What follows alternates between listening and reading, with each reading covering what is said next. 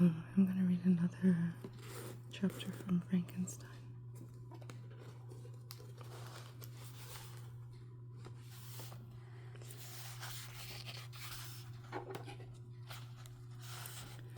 Volume 3, Chapter 3. I sat one evening in my laboratory. The sun had set, and the moon was just rising from the sea. I had not sufficient light for my employment, and I remained idle, in a pause of consideration of whether I should leave my labor for the night, or hasten its conclusion by an unremitting attention to it. As I sat, a train of reflection occurred to me, which led me to consider the effects of what I was now doing. 3 years before, I was engaged in the same manner, and had created a fiend whose unparalleled barbarity had desolated my heart, and filled it forever with the bitterest remorse. I was now about to form another being, of whose dispositions I was alike ignorant. She might become 10,000 times more malignant than her mate, and delight for its own sake in murder and wretchedness. He had sworn to quit the neighborhood of man, and hide himself in deserts. But she had not, and she, who in all probability was to become a thinking and reasoning animal, might refuse to comply with a compact made before her creation. They might even hate each other. The creature who had already lived loathed his own deformity, and might he not conceive a greater abhorrence for it when it came before his eyes in the female form? She also might turn with disgust from him to the superior beauty of man. She might quit him, and he be again alone, exasperated by the fresh provocation of being deserted by one of his own species.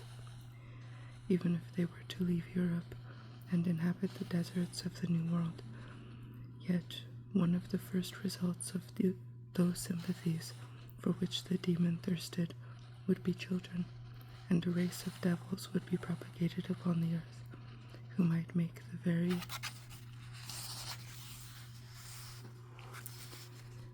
existence of the species of man a condition precarious and full of terror. Had I a right, for my own benefit, to inflict this curse upon everlasting generations? I had before been moved by the sophisms of the being I had created. I had been struck senseless by his fiendish threats, but now, for the first time, the wickedness of my promise burst upon me. I shuddered to think that future ages might curse me as their pest, whose selfishness had not hesitated to buy its own peace at the price, perhaps, of the existence of the whole human race. I trembled, and my heart failed within me, when, on looking up, I saw, by the light of the moon, the demon at the casement. A ghastly grin wrinkled his lips as he gazed on me, where I sat, fulfilling the task which he had allotted to me. Yes, he had followed me in my travels. He had loitered in forests, hid himself in caves, or taken refuge in wide and deserts, heaths, and he now came to mark my progress and claim the fulfillment of my promise. As I looked on him, his countenance expressed the utmost extent of malice and treachery. I thought with a sensation of madness on my promise of creating another like him, and trembling with passion, tore to pieces the thing on which I was engaged. The wretch saw me destroy the creature on whose future existence he depended for happiness, and with a howl of devilish despair and revenge withdrew. I left the room, and locking the door, made a solemn vow in my own heart never to resume my labors, and then, with trembling steps, I sought my own apartment. I was alone. None were near me to dissipate the gloom and relieve me from the sickening oppression of the most terrible reveries. Several hours had passed, and I remained near my window, gazing on the sea. It was almost motionless, for the winds were hushed, and all nature reposed under the eye of the quiet moon. A few fishing vessels alone specked the water, and now and then the gentle breeze wafted the sound of voices as the fishermen called to one another. I felt the silence, although I was hardly conscious of its extreme profundity, until my ear was suddenly arrested by the paddling of oars near the shore, and a person landed close to my house. In a few minutes after, I heard the creaking of my door, as if someone endeavored to open it softly. I trembled from head to foot.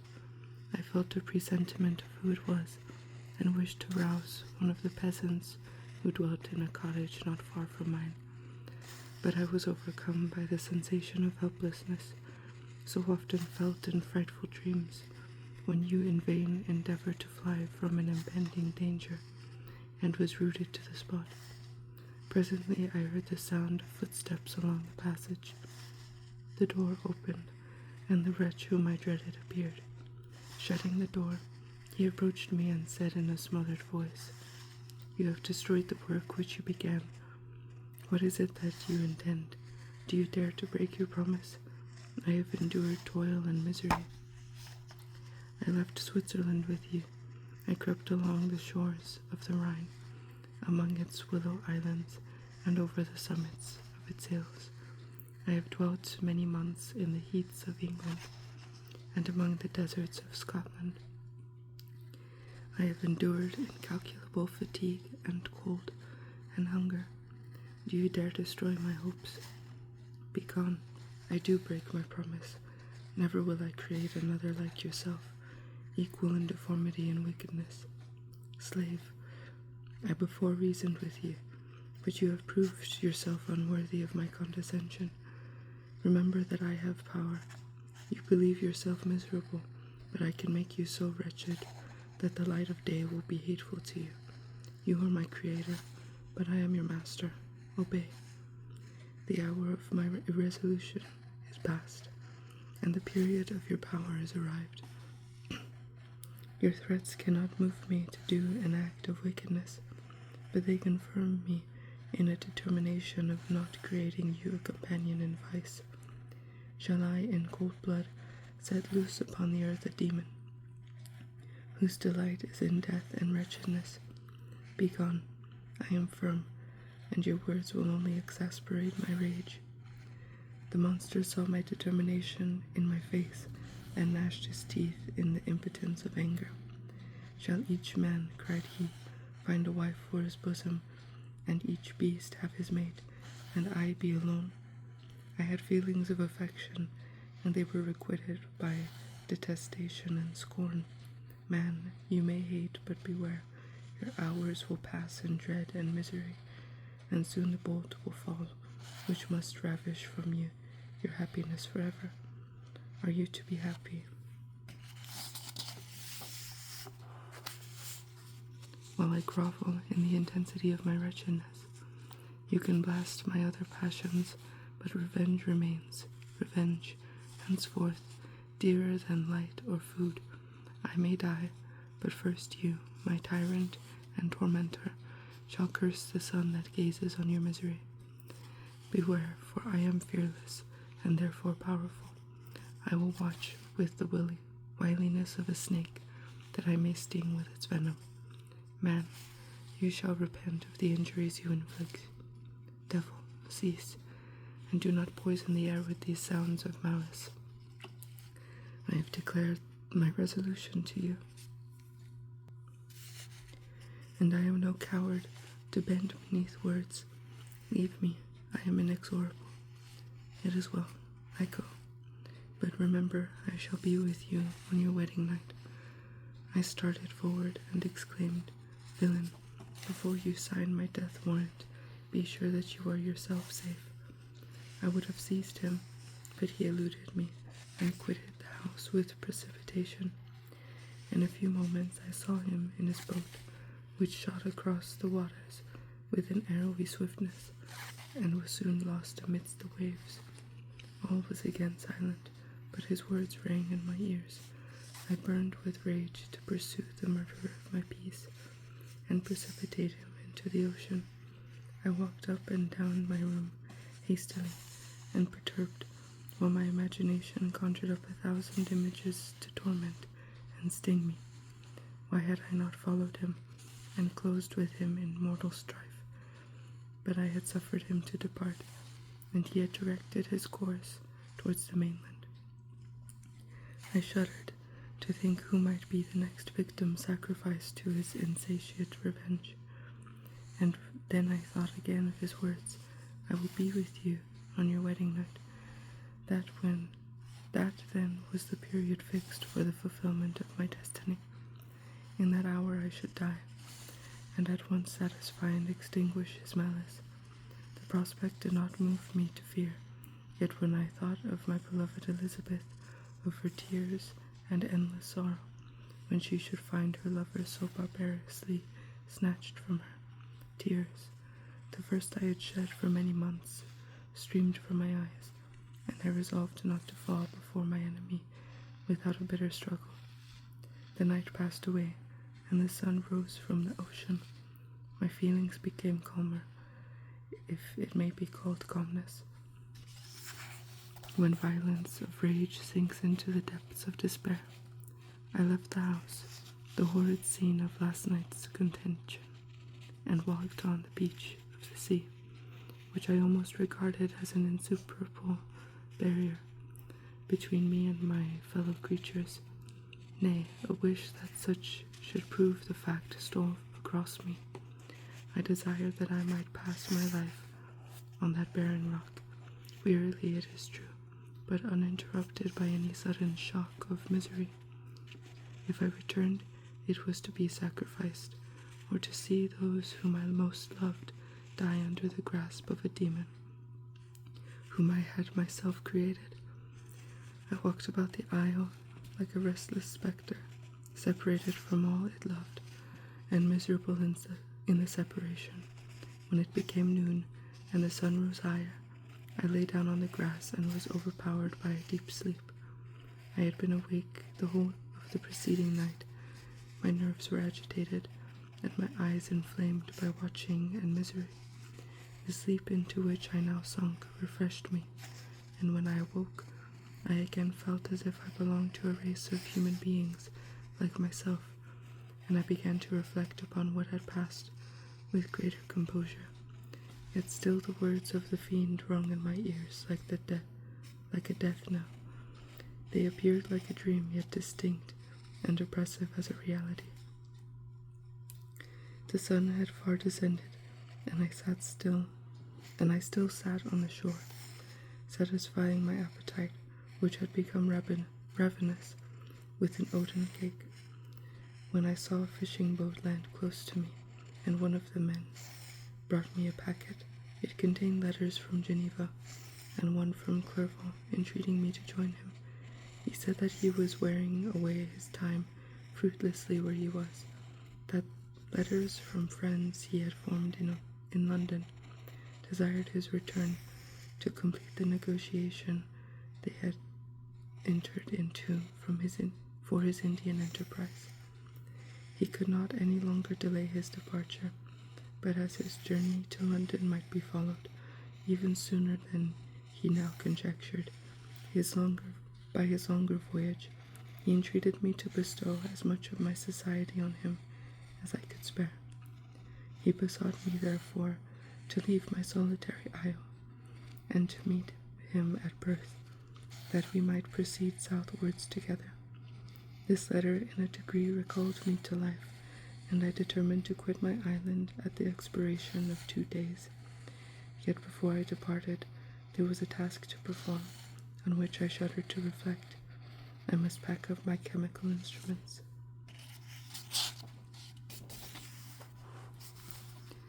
And for that purpose I must enter the room which had been the scene of my odious work, and I must handle those utensils, the sight of which was sickening to me. The next morning, at daybreak, I summoned sufficient courage and unlocked the door of my laboratory. The remains of the half-finished creature, whom I had destroyed, lay scattered on the floor, and I almost felt as if I had mangled the living flesh of a human being. I paused to collect myself, and then entered the chamber.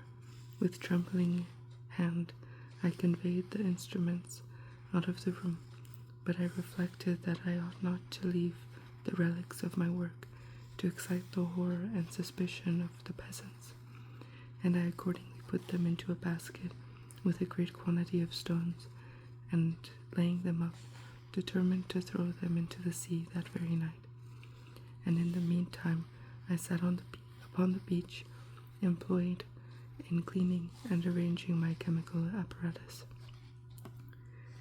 Nothing could be more complete than the alteration that had taken place in my feelings since the night of the appearance of the demon. I had before regarded my promise with a gloomy despair, as a thing that, with whatever consequences, must be fulfilled, but I now felt as if a film had taken before my eyes, and that I, for the first time, saw clearly. The idea of renewing my labors did not for one instant occur to me.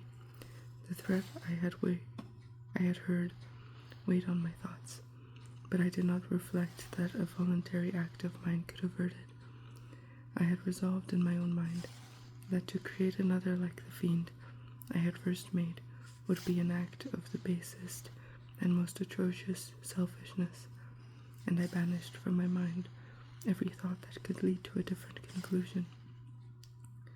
Between 2 and 3 in the morning, the moon rose, and I then, putting my basket aboard the little skiff, sailed out about 4 miles from the shore. The scene was perfectly solitary. A few boats were returning towards land, but I sailed away from them. I felt as if I was about the commission of a dreadful crime, and avoided with shuddering anxiety any encounter with my fellow creatures. And one time the moon, which had before been clear, was suddenly overspread by a thick cloud, and I took advantage of the moment of darkness and cast my basket into the sea. I listened to the gurgling sound as it sunk, and then sailed away from the spot. The sky became clouded, but the air was pure, although chilled by the northeast breeze that was then rising, but it refreshed me and filled me with such agreeable sensations that I resolved to prolong my stay on the water, and fixing the rudder in a direct position, stretched myself at the bottom of the boat. Clouds hid the moon, everything was obscure, and I heard only the sound of the boat as its keel cut through the waves. The murmur lulled me, and in a short time I slept soundly. I do not know how long I remained in this situation, but when I awoke, I found that the sun had already mounted considerably. The wind was high, and the waves continually threatened the safety of my little skiff. I found that the wind was northeast, and must have driven me far from the coast from which I had embarked. I endeavored to change my course, but quickly found that if I again made the attempt, the boat would be instantly filled with water. Thus situated, my only resource was to drive before the wind. I confess that I felt a few sensations of terror. I had no compass with me, and was so slenderly acquainted with the geography of this part of the world that the sun was of little benefit to me. I might be driven into the wide Atlantic and feel all the tortures of starvation, or be swallowed up in the immeasurable waters that soared and buffeted around me. I had already been out many hours, and felt the torment of a burning thirst, a prelude to my other sufferings. I looked on the heavens, which were covered by clouds that flew before the wind, only to be replaced by others. I looked upon the sea. It was to be my grave. "Fiend," I exclaimed, "your task is already fulfilled." I thought of Elizabeth, of my father, and of Clerval, all left behind, on whom the monster might satisfy his sanguinary and merciless passions. This idea plunged me into a reverie so despairing and frightful that even now, When the scene is on the point of closing before me forever, I shudder to reflect on it. Some hours passed thus, but by degrees, and the sun declined toward the horizon. The wind died away into a gentle breeze, and the sea became free from breakers, but these gave place to a heavy swell. I felt sick and hardly able to hold the rudder, when suddenly I saw a line of high land towards the south.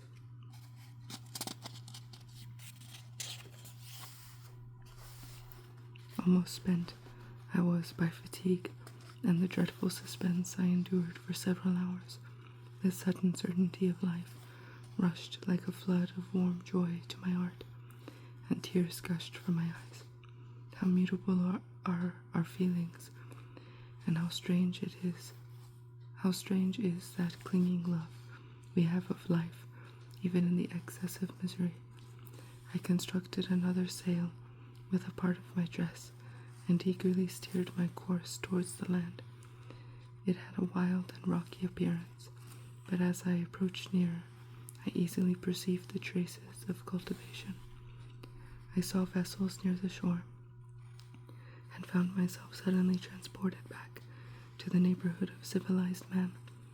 I carefully traced the windings of the land, and hailed a steeple, which I at length saw issuing from behind a small promontory.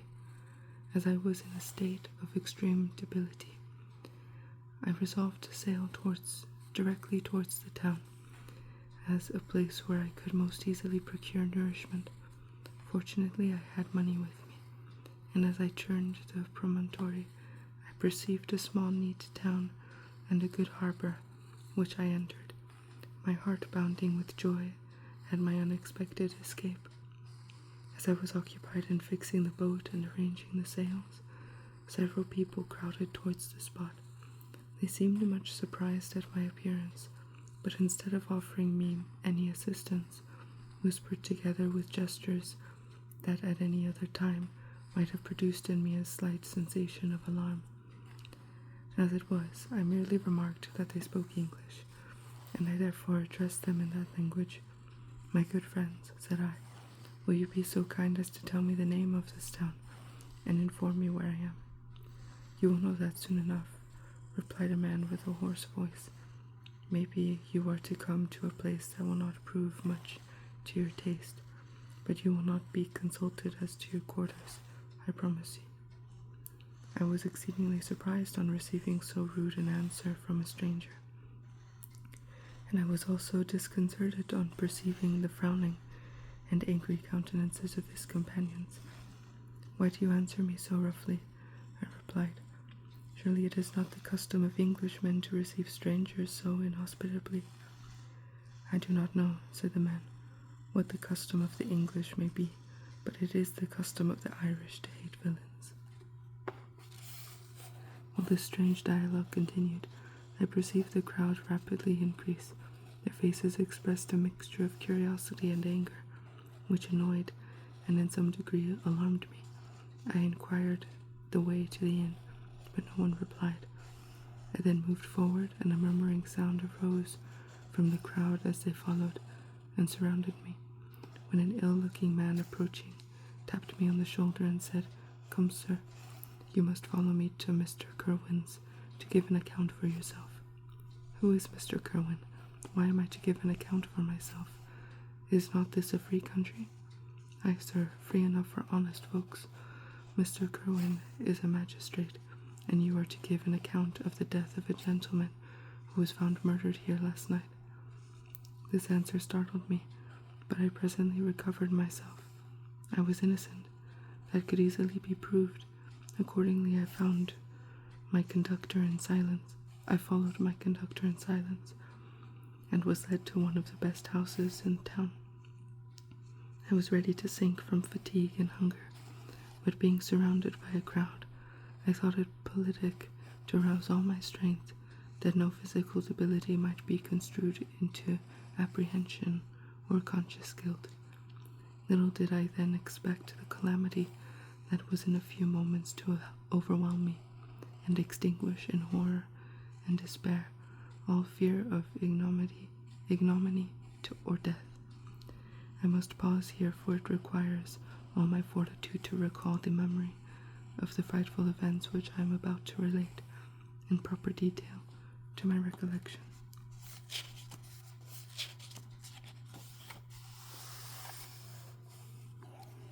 I'll stop there for today.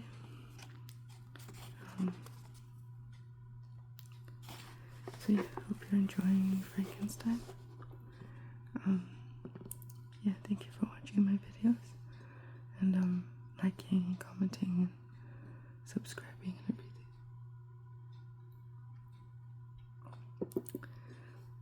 I hope you fall asleep a little